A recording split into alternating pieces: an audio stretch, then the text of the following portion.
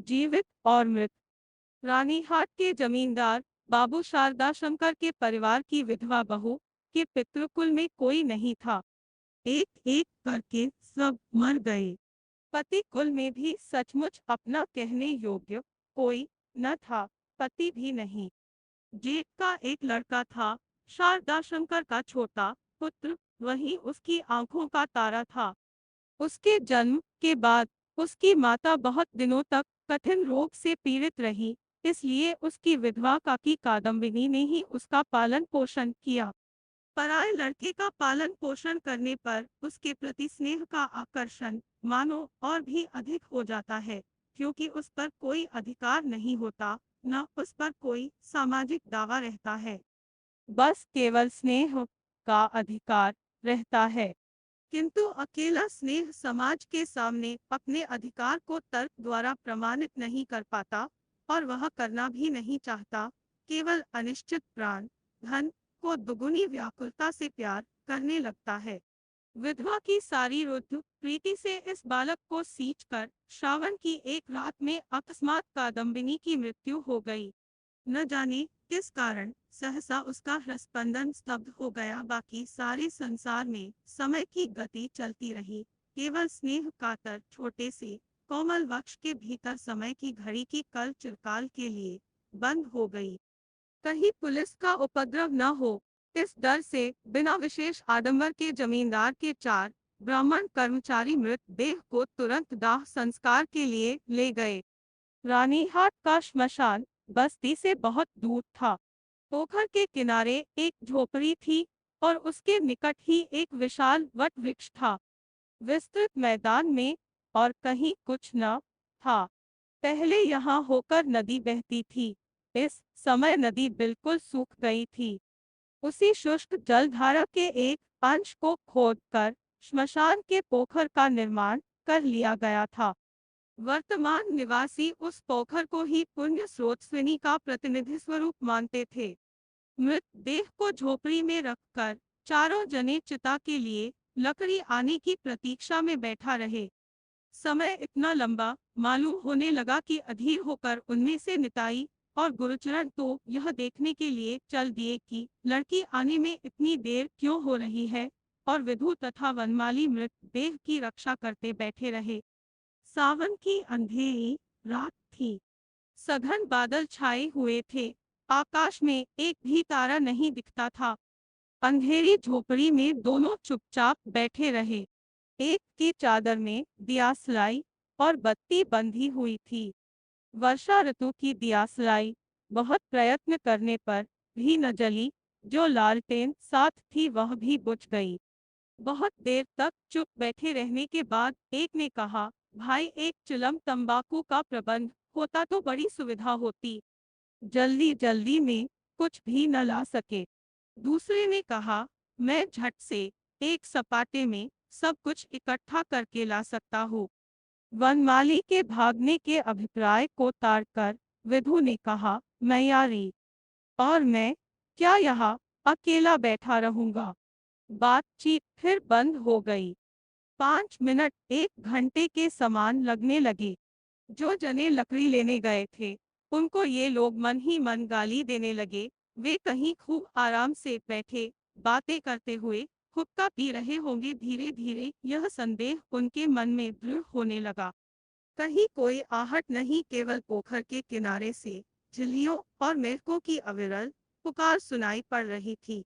इतने में प्रतीत हुआ जैसे खाट कुछ हिली, जैसे मृत देह ने करवट बदली। विधु और वनमाली राम नाम जपते जपते कांपने लगे। हठात झोपड़ी में दीर्घ निश्वास लेने की आवाज सुनाई पड़ी। विधु और वनमाली पलक मारते झोपड़ी से झपटकर बाहर निकले और गांव की ओर दौड़े। लगभग 1.5 कोस रास्ता पार करने पर उन्होंने देखा, उनकी बाकी 2 साथी हाथ में लालटेन लिए चले आ रहे हैं। वे वास्तव में हुक्का पीने ही गए थे। लकड़ी का उन्हें कोई पता न था, तो उन्होंने समाचार दिया कि पेड़ काट कर लकड़ी चीरी जा रही है, जल्दी ही पहुंच जाएगी। तब विधु और वनमाली ने झोपड़ी की सारी घटना का वर्णन किया। निताई और गुरुचरण ने अविश्वास करते हुए उसे उड़ा दिया और कर्तव्य त्याग कर भाग आने के लिए उन दोनों पर अत्यंत क्रुद्ध हुए और डांटने फटकारने लगे। अविलंब चारों व्यक्ति उस झोपड़ी में आकर उपस्थित हुए। भीतर घुसकर देखा मृतदेह नहीं है, खाट सूनी पड़ी है। वे परस्पर एक दूसरे का मुंह देखते रह गए। शायद श्रृंगार ले गए हो, किंतु आच्छादन वस्त्र तक नहीं था। खोजते खोजते बाहर आकर देखा, झोपड़ी के द्वार के पास थोड़ी सी कीचड़ जमी थी। उस पर किसी स्त्री के नन्हे पैरों के ताजे चिन्ह थे। शारदा शंकर सहज आदमी नहीं थे। उनसे भूत की यह कहानी कहने पर सहसा कोई शुभ फल मिलेगा, ऐसी संभावना न थी। इसलिए चारों व्यक्तियों ने खूब सलाह करके निश्चय किया कि यही खबर देना ठीक होगा कि दाह कार्य पूरा कर दिया गया है। भोर में जो लोग लकड़ी लेकर आए उन्हें खबर मिली कि देर होती देखकर पहले ही कार्य संपन्न कर दिया गया। झोपड़ी में लकड़ी मौजूद थी। इस विषय में किसी को भी सहज ही संदेह उत्पन्न नहीं हो सकता, क्योंकि मृत देह ऐसी बहुमूल्य संपत्ति नहीं जिसे धोखा देकर कोई चुरा ले जाए। सभी जानते हैं, जीवन का जब कोई लक्षण नहीं मिलता तब भी कई बार जीवन प्रच्छन्न रूप में बना रहता है और समय अनुकूल होने पर वित्वत देह में फिर से उसका कार्य आरंभ होता है। कादम्बिनी भी मरी नहीं थी। सहसा न जाने किस कारण से उसके जीवन की गति बंद हो गई थी। जब उसकी चेतना लौटी तो उसने देखा, चारों ओर निबिड़ अंधकार था। हमेशा की आदत के अनुसार जहाँ सोती थी, उसे लगा यह वह जगह नहीं है। एक बार पुकारा दीदी अंधेरी झोपड़ी में, किसी ने उत्तर न दिया। वह भयभीत होकर उठ बैठी। उसे उस मृत्युशैया की बात याद आई। एकाएक छाती में हुई पीड़ा, सांस रुकने की बात। उसकी बड़ी जिठानी कमरे के कोने में बैठी चूल्हे पर बच्चे के लिए दूध गर्म कर रही थी। कादम्बिनी खड़ी न रह सकी और पठार खाकर बिछोने पर गिर पड़ी। रूंधे गले से पुकारा, दीदी एक बार बच्चे को ले आओ। मेरा मन न जाने कैसा हो रहा है। उसके बाद सब कुछ काला पड़ गया, जैसे किसी लिखी हुई पुस्तिका पर दवात की पूरी स्याही उलट दी गई हो। कादम्बिनी की सारी स्मृति एवं चेतना, विश्व ग्रंथ के समस्त अक्षर एक मुहूर्त में एकाकार हो गए।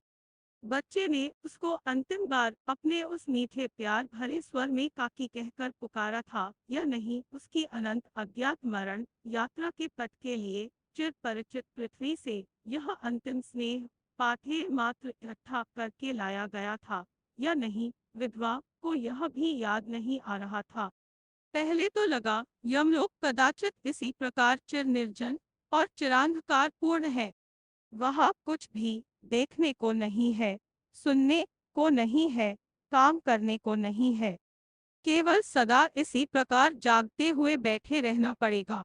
उसके पश्चात जब मुक्त द्वार से एकाएक वर्षाकाल की ठंडी हवा का झोंका आया और कानों में वर्षा के मेंढकों की पुकार पड़ी, तब क्षण भर में उस लघु जीवन की आशय शव वर्षा की समस्त स्मृति घनीभूत होकर उसके मन में उदित हुई और वह पृथ्वी के निकट स्पर्श का अनुभव कर सकी।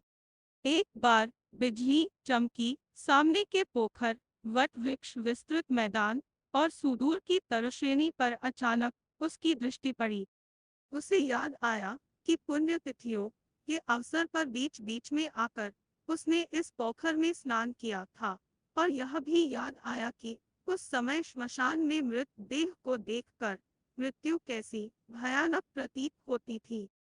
पहले तो मन में आया कि घर लौटना चाहिए, किंतु साथ ही सोचा, मैं तो जीवित नहीं हूँ, मुझे वे घर में क्यों घुसने देंगे। वहाँ तो अमंगल माना जाएगा। जीवन जगत से तो मैं निर्वासित होकर आई हूँ, मैं अपनी ही प्रेतात्मा हूँ। यदि यह सही नहीं है तो इस अर्धरात्रि में शारदा शंकर के सुरक्षित अंतपुर से इस दुर्गम श्मशान में आई कैसे। यदि उसकी अंत्येष्टि क्रिया अभी समाप्त नहीं हुई है तो दाह क्रिया करने वाले आदमी कहाँ गए। उसे शारदा शंकर के आलोकित घर में अपनी मृत्यु के अंतिम क्षण याद आए और उसके बाद ही इस बहुदूरवर्ती जन शून्य अंधेरे श्मशान में अपने को अकेली देखकर उसने अनुभव किया, मैं इस पृथ्वी के जन समाज की अब कोई नहीं, मैं अति भीषण अकल्याणकारिणी, मैं अपनी ही प्रेतात्मा हूँ।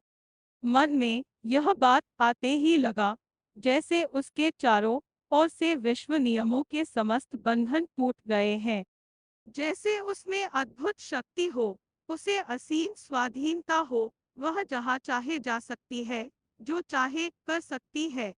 इस अभूतपूर्व नूतन विचार के आविर्भाव से वह उन्मत्त की भांति प्रबल वायु के झोंके के समान झोपड़ी से बाहर निकलकर अंधकारपूर्ण श्मशान को रौंदती हुई चल पड़ी। मन में लज्जा, भय, चिंता का लेश मात्र न रहा। चलते चलते पैर थकने लग गए, देह दुर्बल लगने लगी। एक मैदान पार करते न करते दूसरा आ जाता था। बीच बीच में धान के खेत पार करने पड़ते या फिर कहीं कहीं घुटनों तक पानी भरा मिलता। जब भोर का प्रकाश कुछ कुछ दिखाई देने लगा तब जाकर थोड़ी दूर पर बस्ती के बांस के झाड़ों से दो एक पक्षियों की चहचहाहट सुनाई दी। तब उसे न जाने कैसा भय लगने लगा। जगत और जीते जागते लोगों के हाथ इस समय उसका कैसा नया संपर्क स्थापित हो गया था, यह वह तनिक भी नहीं जानती थी। जब तक मैदान में थी, श्रावणी रजनी के अंधेरे में थी, तब तक वह जैसे निर्भय थी, जैसे अपने राज्य में थी। दिन के प्रकाश में लोगों की बस्ती उसे अत्यंत भयंकर स्थान लगने लगी। मनुष्य भूत से डरता है, भूत भी मनुष्य से डरता है। मृत्यु नदी से अलग अलग किनारे पर उनका वास है।